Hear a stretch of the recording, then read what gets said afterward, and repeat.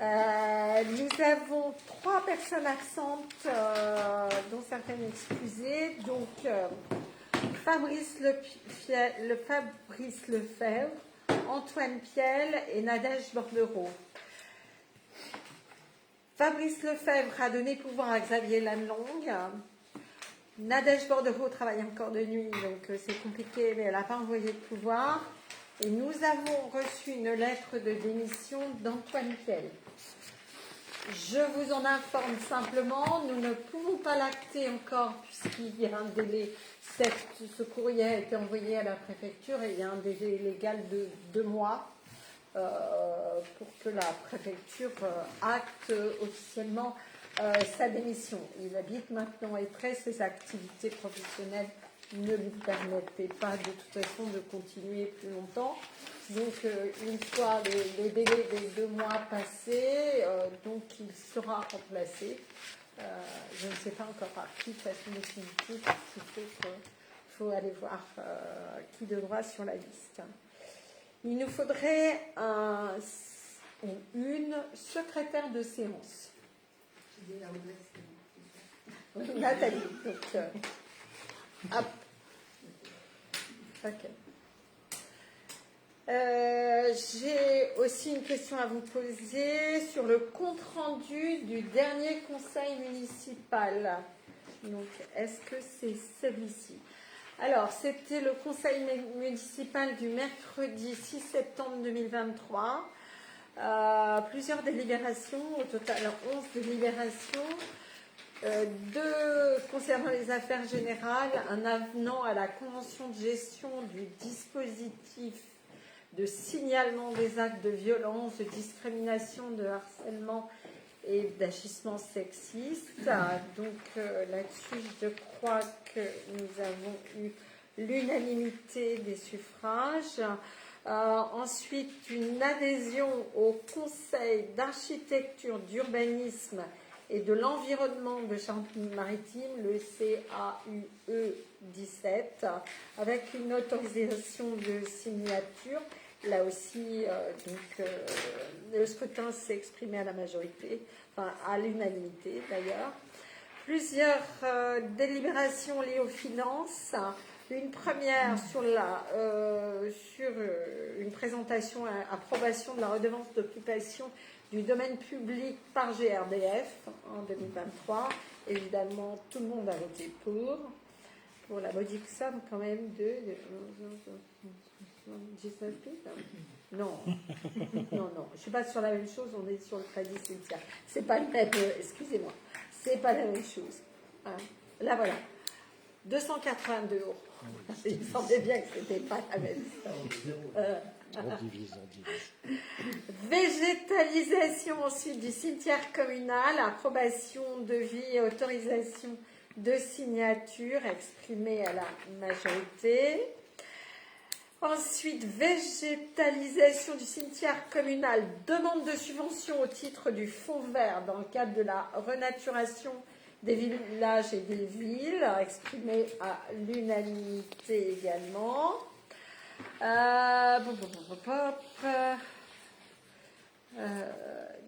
Toujours le cimetière communal, toujours une demande de subvention, mais auprès du département au titre du fonds de revitalisation, exprimé à l'unanimité.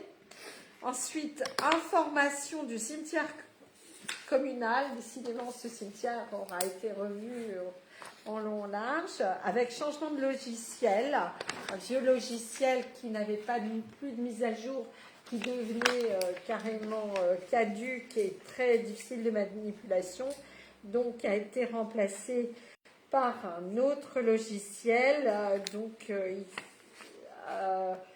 approbation à l'unanimité.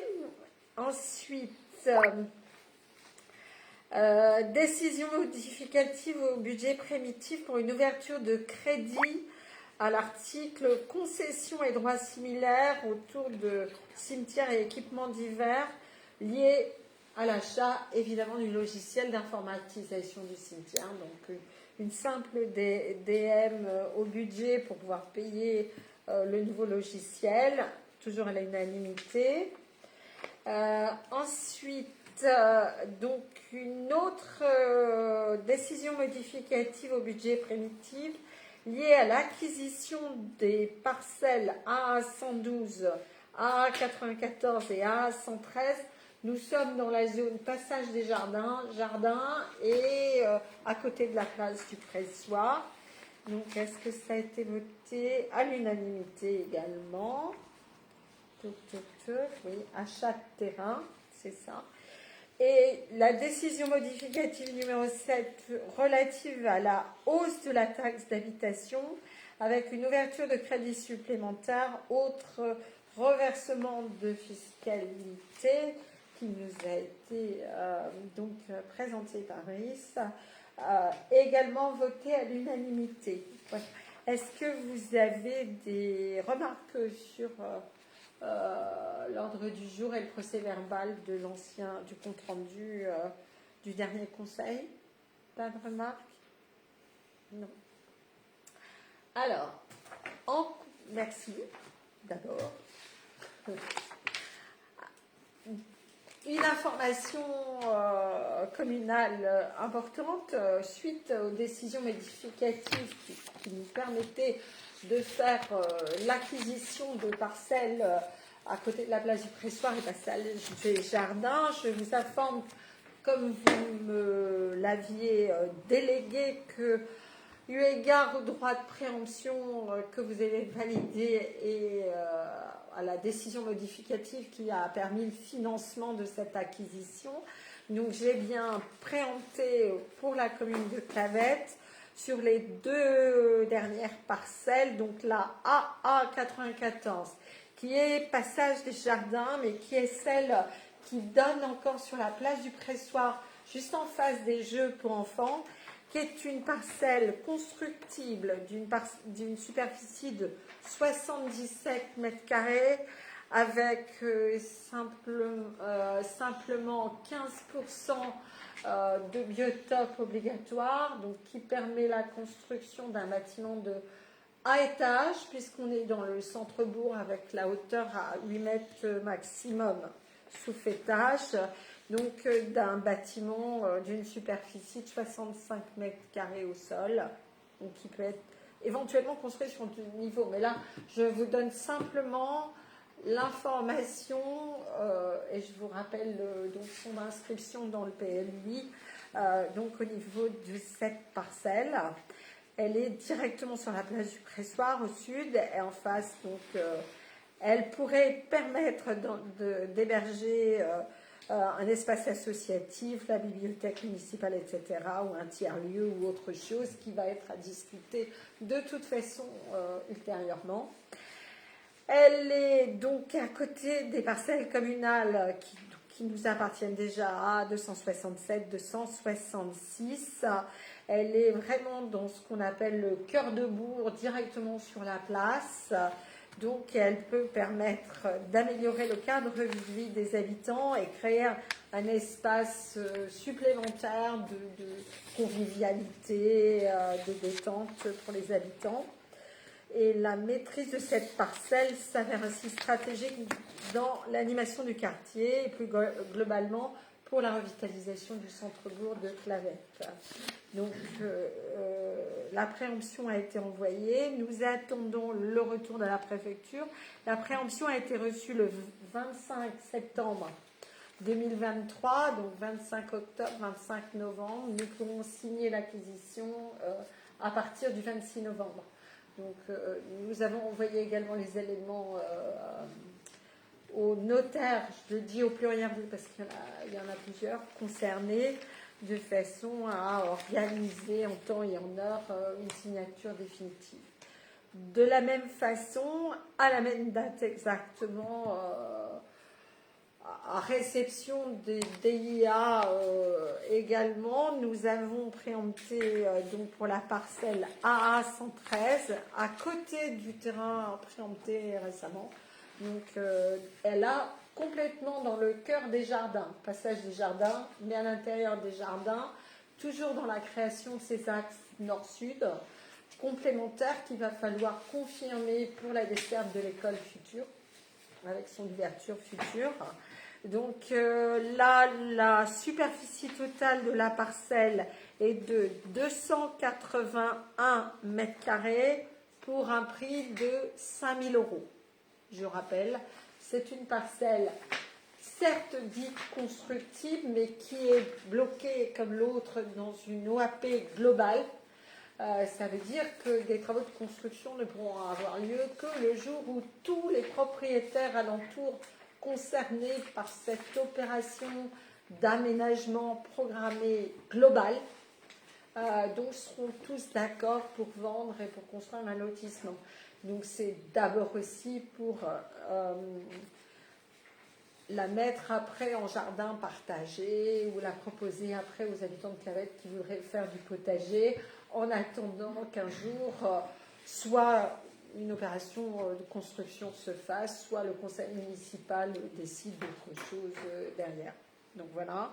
Donc pareil, même date, 25 septembre 2023 au niveau de la préemption envoyée en préfecture. Donc nous ne pourrons signer comme l'autre qu'à partir du 26 novembre prochain. Voilà, ça c'est pour information, c'est pas une délibération, mais c'est pour que vous sachiez que le mandat que vous m'avez donné à l'origine et la présentation qu'on avait fait de ces différentes préemptions possibles avec les décisions modificatives que vous avez votées pour pouvoir payer ces acquisitions, donc ont bien été faites. D'accord ? On va rentrer dans la première délibération. Alors, c'est une signature de la Convention territoriale globale 2023-2027 du territoire de l'agglomération de La Rochelle. Dans les nombreux acronymes et documents nouveaux, etc., que l'agglomération nous propose, là, c'est plus une approche de la caisse d'allocation familiale vis-à-vis, c'est vraiment une approche de la caisse d'allocation familiale vis-à-vis des, on va dire, de l'ensemble des communes membres et de la communauté d'agglomération de La Rochelle. La caisse d'allocation familiale, dans tout ce qui est l'accompagnement des contrats enfance-jeunesse, donc signés jusqu'à présent des conventions personnalisées commune par commune. Dans notre cas, nous appartenons encore au CIVOM, l'ancien CIVOM de la plaine de Nice. Donc nous avions, on va dire, et Nathalie est représentante pour enfance jeunesse au CIVOM. Nous avions donc une communauté de Montjoie, Bourgneuf, Clavette, La Jarrie, Saint-Christophe, Saint-Médard, Vérines et Croix-Chapeau pour gérer les négociations avec la caisse d'allocation familiale. Mais c'était chaque commune qui grattait sa copie, l'envoyait au CIVOM, qui lui-même négociait avec la caisse d'allocation familiale. Il se trouve que la caisse d'allocation familiale à l'échelle nationale, plutôt que d'avoir à travailler individuellement avec chaque commune, a maintenant demandé aux communautés de communes et aux communautés d'agglomération de gérer au stade, aux communautés de communes ou communautés d'agglomération, ces négociations, ces contrats, cette fameuse convention territoriale globale. Je vous le lis. Les communes de l'agglomération comptent de forts partenariats avec la caisse d'allocation familiale, contractualisés à travers 4 conventions territoriales intermédiaires et 7 contrats enfance-jeunesse. C'est le financement des centres de plein air, c'est le financement des garderies, c'est tout type de financement, je veux dire, pour tout ce qui est l'accueil, l'accompagnement, la prise en charge. C'est aussi la crèche de La Jarrie, par exemple, l'outil-accueil de La Jarrie, tout ça, qui conventionne directement avec la CAF. L'ensemble, sur le territoire de l'agglomération, l'ensemble de tous ces contrats et toutes ces contractualisations avec la caisse d'allocation familiale s'élève quand même à 13,2 millions d'euros par an pour l'ensemble des structures municipales et associatives qui sont avec la CAF, c'est-à-dire beaucoup de structures. Donc, plutôt que de gérer individuellement, la CAF, maintenant, préfère que tout soit centralisé au niveau de l'agglomération. C'est une circulaire de janvier 2020 qui substitue progressivement ces nouvelles conventions territoriales globales aux anciens contrats enfance-jeunesse qui, au fur et à mesure où ils arrivent à terme, et aux conventions territoriales intermédiaires, etc. Donc, en 2023, la ville de La Rochelle est rentrée dans cette CTG, Angoulins, La Jarne, également, Nieul-sur-Mer, Lagore, Périgny, Saint-Rogatien et Trelle-Sivu, l'Envol, le Civol de la Plaine de Nice, l'Entente de Dompierre-sur-Mer, les centres de plein air, Sainte-Soule, Salles-sur-Mer, Saint-Vivien, Terray, etc. sont également tous concernés. Donc il s'agit pour vous, à cette échelle de pertinence, de valider votre accord pour rentrer dans cette CTG globale, cette convention territoriale globale, sachant qu'en ce qui nous concerne, ça ne change pas grand-chose, parce qu'on n'était pas conventionné CAF, on n'était pas annoncé, donc on ne le sera pas plus pour l'instant, tant qu'on n'a pas mis en place une garderie ou un centre de plein air ou des choses comme ça. D'accord ? Est-ce que vous avez des questions? Je dis bien, cette CTG permet de collationner, superviser à l'échelle des 28. Ça ne veut pas dire encore, il ne faut pas se tromper, ça ne veut pas dire encore que l'agglo prend la compétence petite enfance jeunesse. Hein? Bon. Des fois que vous auriez de faux espoirs, je vous le dis, ça n'est pas encore dans les tuyaux de l'agglomération. C'est une première approche, en tout cas, qui permettra déjà à l'agglomération de discuter en direct avec la caisse d'allocation familiale, qui crée un service embryonnaire à l'agglomération pour gérer ces fameuses conventions territoriales globales, mais on n'est pas encore à l'échelle de la prise de compétences. D'autres questions? Non? Donc, je voulais vous proposer donc,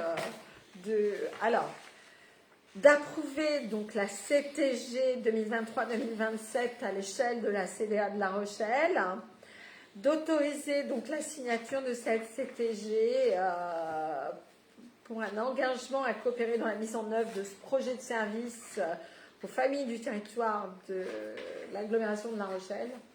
Projet de service en changement d'échelle, c'est tout, il n'y a pas de service supplémentaire, quoi. Il y a un échelon de plus, simplement.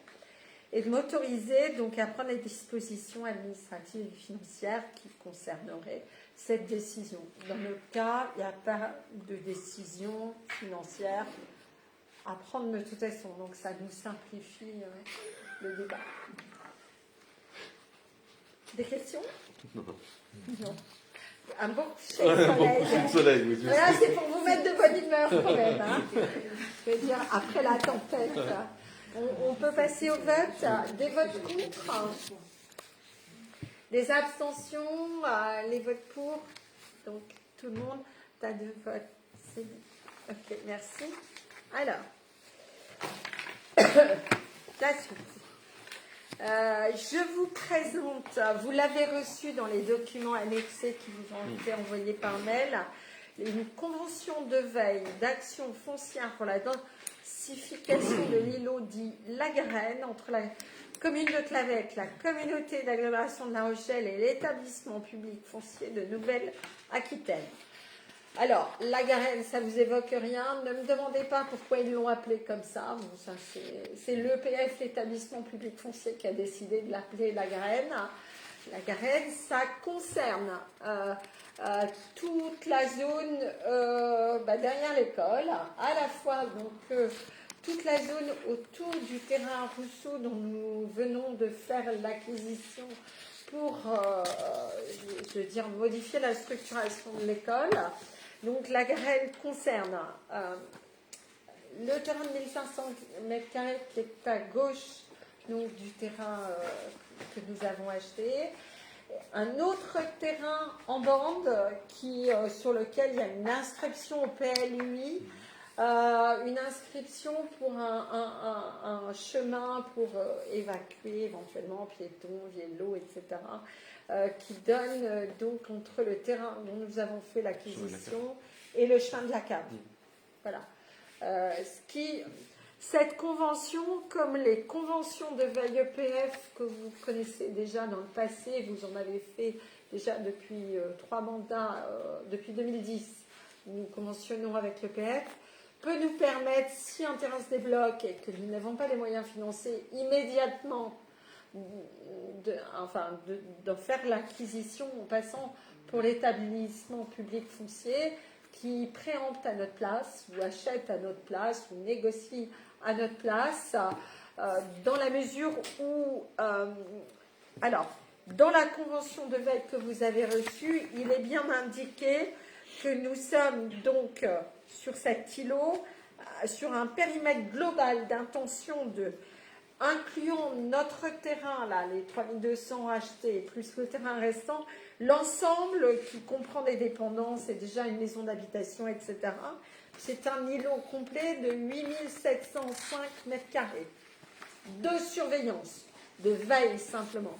Mais si une mutation foncière devait apparaître rapidement et que nous n'ayons pas les moyens d'en faire l'acquisition, l'établissement public foncier peut se substituer à la commune. Ça a été le cas pour la Renaudière, ça a été le cas pour la MAM à l'époque, ça a été le cas également pour la maison ACO qui a permis d'agrandir, de faire la cantine, d'agrandir la MAM aussi à côté. Donc c'est exactement le même type de convention de veille que celle que vous connaissez. La variante, c'est que maintenant, nous sommes globalisés dans la communauté d'agglomération de La Rochelle. Donc avant, au début, nous avions des conventions à deux, directement l'EPF et la commune de Clavette. Maintenant, c'est l'EPF, la communauté d'agglomération, et la commune de Clavette. Est-ce que vous avez des questions sur le sujet? Parce qu'il y en a peut-être parmi vous qui sont à l'aise avec l'EPF pour l'avoir pratiqué et d'autres un peu moins. Donc, si vous avez des questions, Xavier ou moi, nous sommes à votre disposition pour y répondre. Les conventions EPF ont un avantage, ils payent pour nous, et puis nous le revendent quand on est prêt. Alors, évidemment, pas 10 ans après, mais ça peut nous faire gagner jusqu'à 7-8 ans quand même au maximum. Souvent, c'est 3, 4, 5 ans qui nous permet de retrouver les financements nécessaires pour mener les projets au bout. Au même prix du départ? Quasiment au même prix. Ils ne rajoutent que les frais de gestion qu'ils ont eu dessus. Donc, en fait, il n'y a pas de spéculation foncière. Le PF, alors évidemment, déduit, va rajouter... s'ils ont dû faire un crédit, les intérêts, ou va rajouter un peu de frais de gestion, des choses comme ça, mais l'écart est très faible. Il n'y a pas des frais qui se rajoutent. Oui. L'établissement public foncier, en fait, est payé par l'État, mandaté par l'État, pour aider les communes sur deux choses. En priorité, construire plus d'habitat, aider à la construction d'habitats simples ou d'habitats sociaux, dans les deux cas. Et deuxièmement, accompagner justement tout ce qui est bâtiments municipaux, restructuration municipale, agrandissement d'écoles ou autres. Là, dans notre cas, nous avons demandé une convention de veille parce que déjà, l'acquisition du terrain à Rousseau, qui n'est pas, enfin, les achats de terrain ne sont pas subventionnés, donc c'est du plein pot. Donc, ça nous a obligés à faire un crédit. Donc, on ne voudrait pas être obligé de refaire aussitôt un deuxième crédit s'il y avait d'autres acquisitions à faire potentiellement à côté. Est-ce que je suis assez claire? Je sais que vous, on en a parlé à plusieurs reprises, il y a eu des commissions sur le sujet, Xavier a fait une commission urbanisme sur la question pour le présenter. Mais nous restons à votre disposition. D'autres questions? Juste une précision, l'EPF n'intervient que sur des terrains privés. Oui. L'EPFNA. L'établissement public foncier Nouvelle-Aquitaine, EPFNA. Oui, ils n'interviennent pas pour acheter à une autre commune, à la communauté d'agglomération, à un établissement, je ne sais pas, genre Habitat 17 ou Atlantique Aménagement, etc. Ils n'interviennent pour aider les communes que dans l'acquisition foncière privée. Je peux donc passer au vote. Des votes contre? Des abstentions? Des votes pour? Merci. Même chose, mais je vais demander donc à Chantal Cherprenay-Quintin de se déporter, c'est-à-dire de quitter la salle pour les débats. Et pour le vote, comme elle est directement, enfin, pas elle-même personnellement, mais sa propriété étant dans l'enceinte de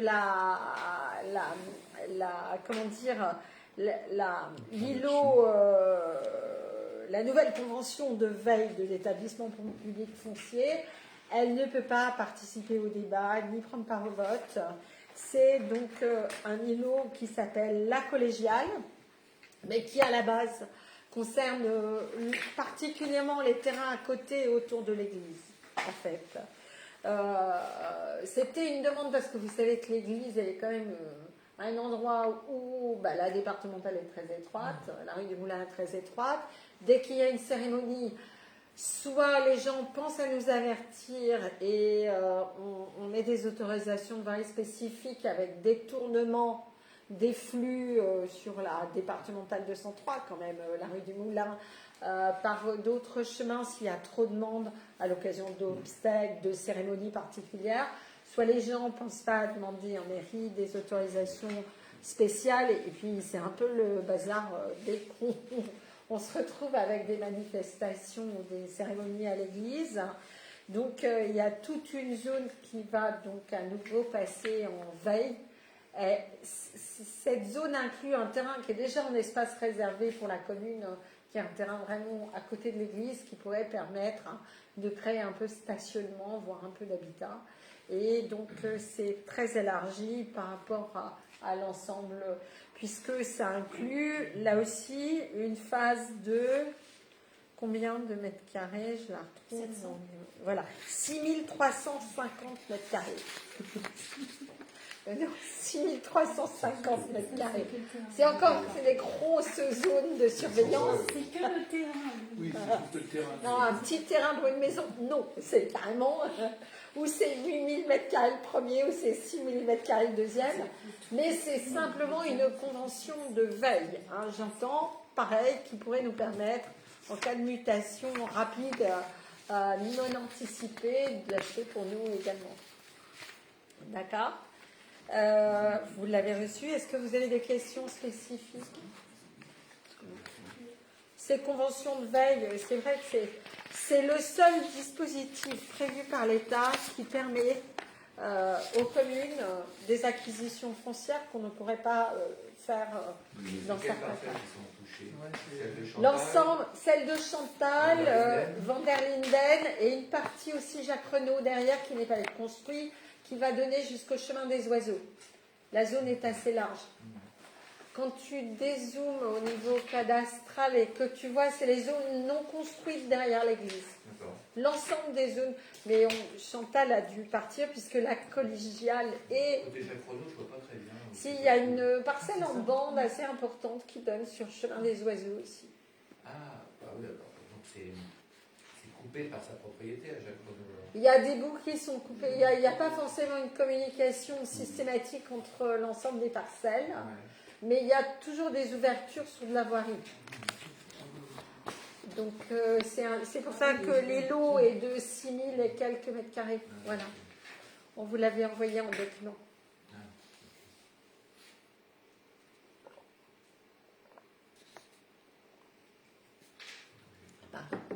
Je rappelle que de toute façon, il n'y a pas de contrainte pour les propriétaires, il n'y a pas d'obligation pour les propriétaires. C'est un simple dispositif si les propriétaires veulent vendre pour que la commune puisse acheter, même si elle n'en a pas les moyens. En gros, je résume simplement. Il faudra qu'elle trouve les moyens, évidemment, dans les 3-4 années qui suivent, mais ça peut permettre justement de débloquer des situations comme particulièrement à côté de l'église où on sait qu'on est dans une situation très difficile au niveau urbanisme et au niveau circulation. D'autres questions? Donc, on peut passer au vote. Des votes contre? Des abstentions? Une abstention. Et vote pour? Donc, moins 1. Alors, merci. On va aller chercher Chantal. Oui, je l'ai rappelé. Ouais. C'est bon, t'as pas fait les vendus. Non, il y a les souvenirs. Les souvenirs. Les souvenirs. Oui, je l'ai. Voilà. Oui, j'ai pas signé moi non plus, mais je ferai peut-être après. Ok. Je vais passer la parole à Brice. Ça y est, le voilà. Autour de. Alors, dépenses, fêtes et cérémonies imputées au compte 62-32. Il va nous expliquer ce que c'est.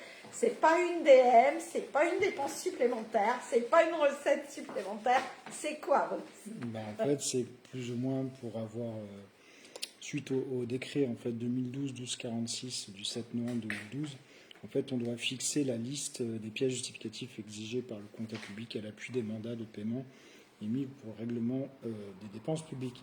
C'est-à-dire qu'en fait, sur le 662-32, fêtes et cérémonies, en fait, il sert à imputer les dépenses relatives aux fêtes et aux cérémonies. Et du fait de la grande diversité en fait, de ces dépenses que génère cette activité, en fait, il faut indiquer en fait, le caractère. Donc c'est pour ça qu'on dit qu'il revêt un caractère imprécis. C'est-à-dire que la collectivité doit pouvoir justifier auprès du trésorier de l'utilisation des fonds publics par une délibération de principe détaillant les principales caractéristiques des dépenses à mandater au compte 623-200. Fêtes et cérémonies. Donc en fait, tout simplement, c'est qu'à l'intérieur de ce compte, on va avoir un petit peu plus d'énoncés, plus de définitions pour savoir exactement quelles sont les dépenses applicables dans ce compte. Donc là, la liste qui n'est pas, qui est proposée et qui n'est pas exhaustive. Donc, alors, vous avez d'une manière générale l'ensemble des biens, services, objets et denrées divers ayant trait aux fêtes et cérémonies telles que par exemple les décorations de Noël, l'illumination de fin d'année, les jouets, friandises pour les enfants, diverses prestations et cocktails servis lors de cérémonies officielles, donc le 8 mai, 14 juillet, 11 novembre, les manifestations communales, les associatives et inaugurations, la cérémonie des vœux.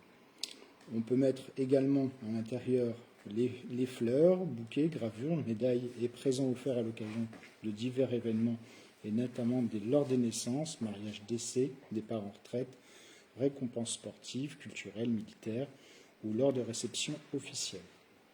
On peut mettre aussi le règlement des factures de société et troupes de spectacle et autres frais liés à leurs prestations ou contrats, donc SACEM, SACD, les feux d'artifice, concerts, animations, manifestations culturelles, festives, location de matériel. Donc dans la location de matériel, on peut avoir podium, chapiteau, calicot, sono, banderole publicitaire. On peut mettre également les frais d'annonce et de publicité, ainsi que les parutions liées aux manifestations, les frais de restauration, de séjour et de transport des représentants municipaux, élus et employés accompagnés, le cas échéant de personnalités extérieures lors de déplacements individuels ou collectifs, de rencontres nationales ou internationales, manifestations organisées afin de favoriser les échanges, de valoriser les actions municipales. Donc en fait, toute cette liste permet en fait d'avoir un caractère beaucoup plus défini pour tout simplement pour en appliquer la dépense. Donc, ça ne veut pas dire qu'on les dépensera et qu'on les fera. Oui. Et ça ne veut pas dire que ça n'a aucun impact par rapport à notre politique actuelle. C'est simplement une demande du trésorier principal de mieux définir ce fait et cérémonie. Le champ des possibles, en fait. Voilà. Mais ça, en fait, à la base, c'était le budget de la vie du village. Oui. Oui, mais c'était pas détaillé comme ça. Oui.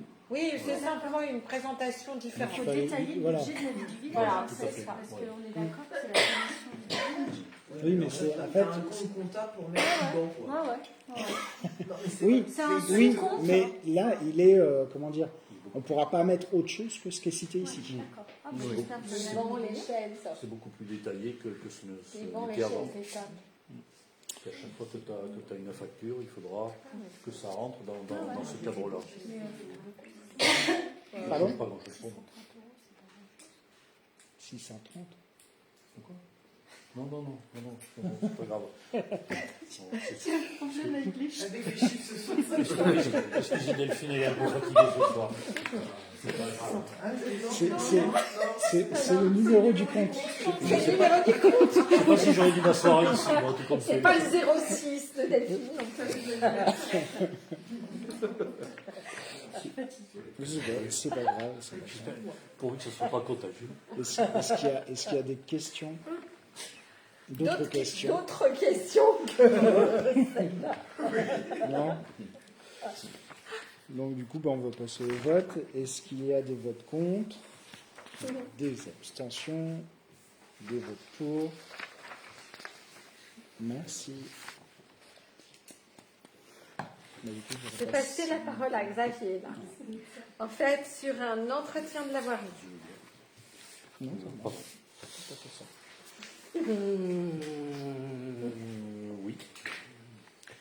Donc le marché relatif à l'entretien de la voirie arrive à échéance au 31 décembre 2023. Et bien évidemment, il a lieu de le renouveler pour une durée de 3 ans, donc 2024-2026. Cette prestation est un marché à bon de commande annuel avec un minimum de 6 000 € et un maximum de 16 000 € de travaux TTC par an. Il s'agit donc de tous les travaux d'entretien de la voirie communale, ainsi que des petits travaux ponctuels d'amélioration ou d'aménagement. Je demande donc au conseil municipal d'autoriser Madame le maire à lancer la procédure d'appel à la concurrence pour cette prestation. Et puis des questions. Je suis très admirative sur les employés municipaux qui figurent sur la projection du marché, là. Pas de Sur la questions. présentation. Donc, y a-t-il des votes contre? Des abstentions? Des votes pour? Merci. Merci.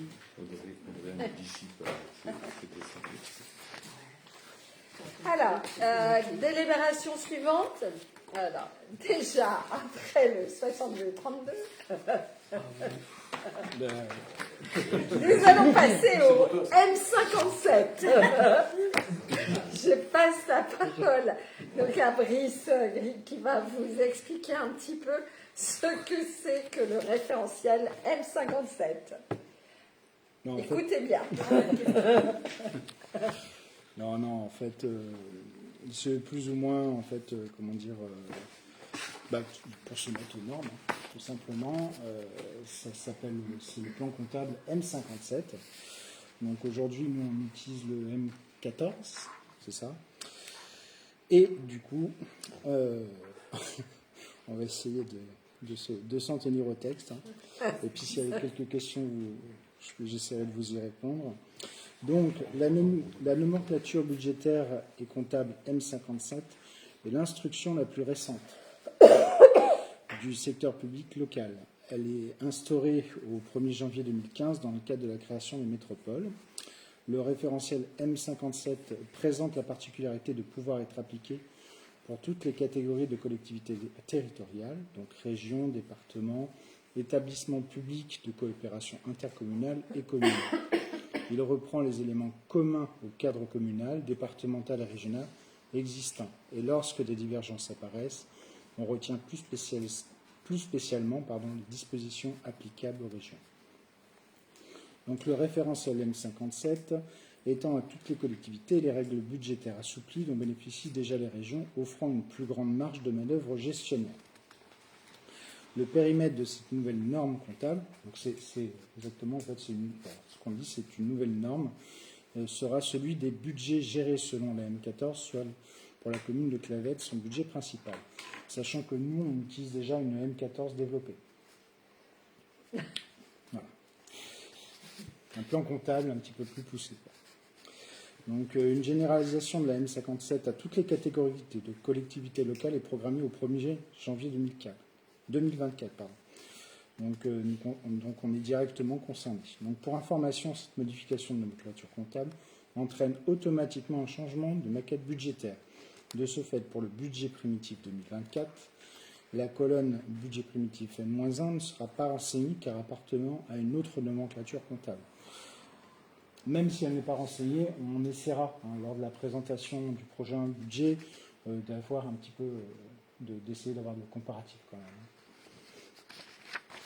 Oui, c'est un petit peu compliqué, mais c'est un peu une volonté aussi de mettre à égalité et à équivalence budgétaire, on va dire de présentation, en tout cas budgétaire, toutes les collectivités, ce qui peut permettre, je veux dire, à un même gestionnaire de gérer une région, une commune, etc., et de s'y retrouver avec des classifications identiques. Nous, si c'est adopté, ce qu'on déposera de toute façon, c'est la M57 en fait. Et après, on n'aura pas la référence sur le budget précédent. Mais par contre, nous, en interne, on essaiera de détailler ça quand on présentera les différents chiffres. Donc, il y a aussi, concernant la M57, la fixation du mode de gestion des amortissements à M57. Sachant que pour nous, les amortissements, on les pratique que sur la partie des subventions. Les subventions d'investissement de la GPU. Donc, la mise en place de la nomenclature budgétaire et comptable M57 au 1er janvier 2024 implique de fixer le mode de gestion des amortissements et des immobilisations. Pour les collectivités de moins de 3 500 habitants, il n'y a pas d'obligation de procéder à l'amortissement des immobilisations. Donc c'est ce que nous on fait actuellement, à l'exception des subventions d'équipement versées ainsi que les frais d'études qui ne sont pas suivis de réalisation. Donc la nomenclature M57 pose le principe de l'amortissement d'une immobilisation au prorata temporis. Là, ça va être un petit peu plus compliqué parce qu'il va falloir définir pour chaque immobilisation. Il y en a qu'une qui est concernée, c'est la subvention d'investissement. Pour l'instant, que la GPU. Il n'y en aura pas d'autres à terme, il y en aura peut-être d'autres à terme quand même. Dans le principe, on essaiera de se limiter. Oui, très bien. C'est assez compliqué comme ça. Donc cette disposition nécessite un changement de méthode comptable. La commune de Clavette calculant à M14 les dotations aux amortissements en année pleine, avec un début des amortissements au 1er janvier N+1. L'amortissement prorata temporis est pour sa part calculé pour chaque catégorie d'immobilisation au prorata du temps prévisible d'utilisation, une valeur d'utilisation. Pour la GPU, il n'y a pas de...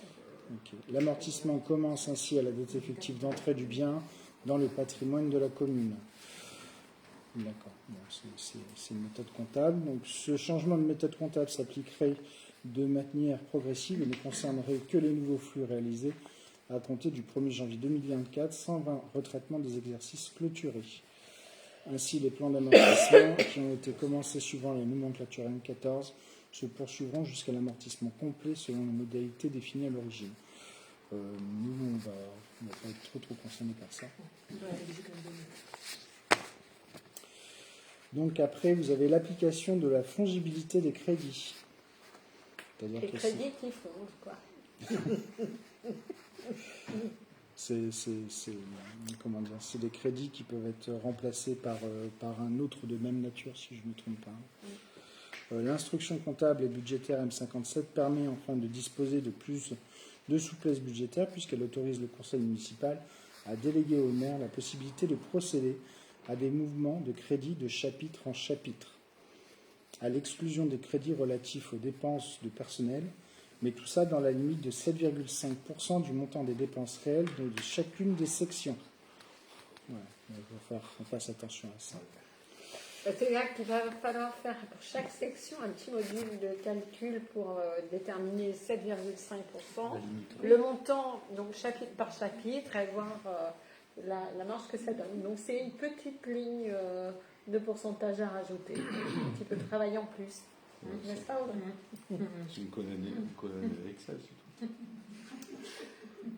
Ça évitera de faire des décisions modificatives pour 100 euros, par exemple. Voilà, ça permet d'avoir un petit peu plus de souplesse sans faire des délais. Tout en limitant en fait la marge de manœuvre du maire de ne pas faire de pas sauter tout un chapitre et le passer sur un autre. Quoi. Ouais. Et les dépenses de personnel ne sont pas du tout concernées non plus, ça c'est important, il ne peut pas y avoir de manipulation sur les dépenses de personnel. Par contre, 7,5% sur des petits budgets comme les nôtres, ça ne représente pas des grosses sommes, mais ça fait l'économie de quelques délibérations par an sur des mini-sommes. Donc ça, c'est une règle qui est définie suivant l'article L5217-10-6. Dans ce cas, le maire informe l'Assemblée délibérante de ses mouvements de crédit lors de sa plus proche séance. Donc, je vous propose de retenir une version développée qui reste plus analytique, sachant que la commune pratique, en fait, déjà, ce que j'avais dit en préambule, une comptabilité analytique. L'avis du comptable public est requis et celui-ci a donné un avis favorable en date du 20 octobre 2023. Pour aller jusqu'au bout de ce que ça veut dire une comptabilité analytique, je vous renvoie sur la présentation du budget que j'ai fait sur le tambour, où en fait là c'est l'école, le cimetière. C'est ça une comptabilité analytique. C'est pas simplement les lignes de dépenses, etc. Parce que vous avez certaines dépenses qui peuvent servir aussi bien pour l'école, le cimetière ou autre chose. Là, ça permet, et c'est déjà une présentation qui pour vous est, je l'espère, plus lisible, plus facile à comprendre, et qu'on a poussé à l'extrême pour bien présenter aux habitants le budget de la commune en mettant cimetière, école, etc., toutes les dépenses et recettes, je veux dire, sur ces chapitres. Donc, sur le rapport de M. Brisky, vu l'article L 2121-29 du Code général des collectivités territoriales, vu l'article 242 de la loi 2018-13-17 du 28 décembre 2018 de finances pour 2019, vu l'arrêté interministériel du ministre de la Cohésion des territoires et des relations avec les collectivités territoriales et du ministre de l'Action et des comptes publics du 20 décembre 2018 relatif à l'instruction budgétaire et comptable M57 applicable aux collectivités territoriales uniques, considérant que la collectivité souhaite adopter la nomenclature M57 à 1er janvier 2004, considérant que cette norme comptable s'appliquera à tous les budgets de la commune, il est demandé au conseil municipal de bien vouloir délibérer et de décider l'article 1 d'adopter à compter du 1er janvier 2024 la nomenclature budgétaire et comptable M57 en nomenclature développée. L'article 2 de préciser que la nomenclature M57 s'appliquera au budget de la commune, sachant que le budget du CCAS devra être autorisé par le conseil d'administration. L'article 3 de conserver un vote par chapitre.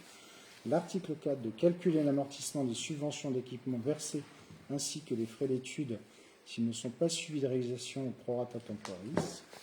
L'article 5 d'autoriser Madame le maire à procéder à compter du 1er janvier 2024 à des mouvements de crédit de chapitre à chapitre à l'exclusion des crédits relatifs aux dépenses de personnel et ce, dans la limite de 7,5% des dépenses réelles de chacune de ces sections.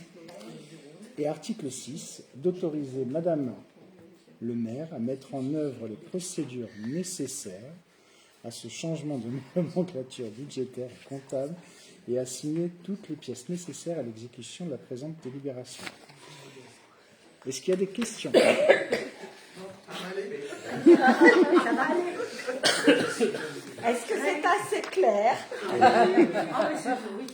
C'est limpide. J'aurais dit 7,5. Oui, il faut La longueur de journée devant moi, elle est OK. C'est juste On peut passer au vote. Oui. Des votes contre. Des abstentions. Si quelqu'un vote contre ou s'abstient, il va falloir expliquer pourquoi. Des votes pour. C'est bon. Merci. Voilà. Je vais sur la délibération suivante concerne un spectacle familial Petit Arbre. Il s'agit de la demande de subvention du département de la Charente-Maritime. C'est Chantal qui va vous présenter cette délibération. Voilà. Cette dernière demande à l'Assemblée de se prononcer sur le principe de la demande de subvention auprès du département de la Charente-Maritime concernant le spectacle offert aux familles le dimanche 17 décembre 2023. Elle rappelle la commission vie du village du 25 octobre 2023, lors de laquelle il avait été évoqué l'annulation de la fête de fin d'année par le comité des fêtes et la nécessité pour la commune de trouver un spectacle familial.